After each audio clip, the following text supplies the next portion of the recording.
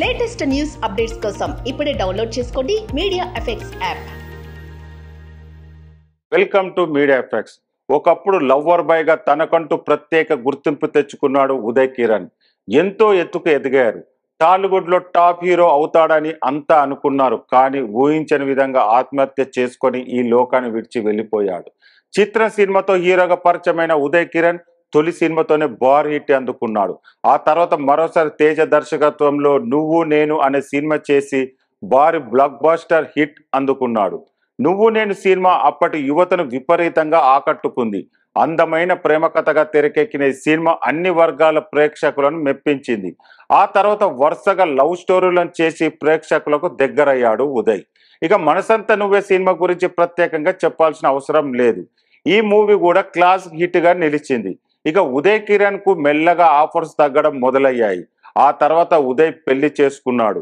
ఏమైందో ఏమో కానీ ఆ కొంతకాలానికి ఆత్మహత్య చేసుకొని ఈ లోకాన్ని విడిచి వెళ్ళిపోయాడు.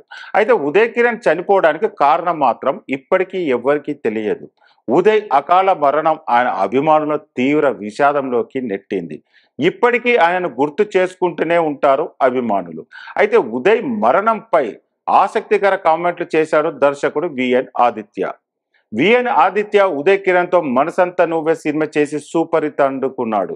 మొన్న ఈ మధ్య ఆయన మాట్లాడుతూ ఉదయ్ చాలా మంచి మనిషి, చిన్న వయసులోనే భారీ సక్సెస్ చూసేశాడు. కానీ ఆ సక్సెస్ లను హ్యాండిల్ చేయలేకపోయాడు. వరుస హిట్ల తర్వాత వరుస ఫ్లాప్లు వచ్చాయి, వాటిని తీసుకోలేకపోయాడు. ఆ తర్వాత ఇంకొన్ని ఇబ్బందులు రావడంతో అతను తట్టుకోలేకపోయాడు. అయితే ఉదయ్ కిరణ్ కు ఆత్మహత్య చేసుకోవాలన్న ఆలోచన ముందు నుంచి ఉంది.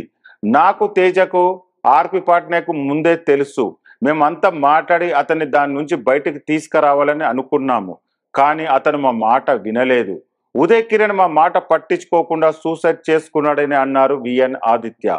ఇప్పుడు ఈ కామెంట్స్ సోషల్ మీడియాలో వైరల్ గా మారాయి.